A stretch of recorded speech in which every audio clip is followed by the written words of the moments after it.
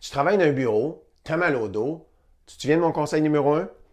Utiliser ton dossier de chaise. Hein? C'est-à-dire que tu t'assois tout près du dossier quand tu veux travailler droit, parce que tu penses que la posture, c'est une bonne chose, mais souvent, tu dois reposer ton dos. Donc, savoir le relâcher, en quoi ça consiste. Si j'avais mon dos dans le plâtre, comme je disais dans une autre capsule, quand je vais vouloir le réanimer, hein, une fois à 10 semaines, il va être sorti du plâtre, qu'est-ce que je fais pour le ramener dans le bon état comme l'autre? Bien, je ne vais pas juste tirer dessus comme ça, hein, parce que c'est souvent ce qu'on voit. Les gens s'accrochent après quelque chose comme ça, puis ils se laissent suspendre. Puis là, ils disent ah, ça fait du bien à mon dos. Oui, mais tu es juste en train de tirer ton dos comme ça, donc de décomprimer les articulations.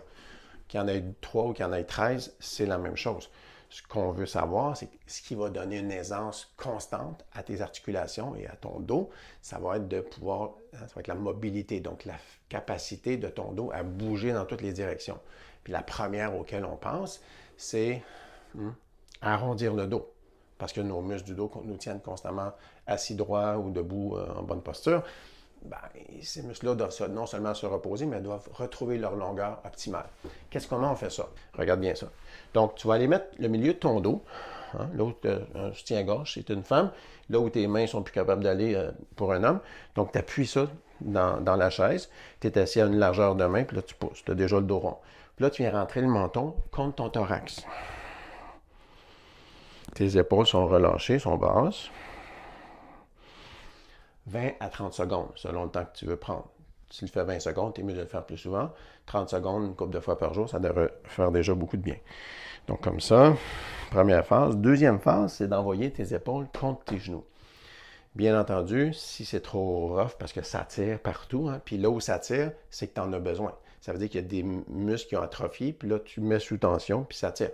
Ton articulation, la forme mécanique de ton articulation permet d'aller là, ou la combinaison des articulations des vertèbres te permettent de faire ça, mais tes tissus mous ne permettent plus. Donc, ta musculature a atrophié.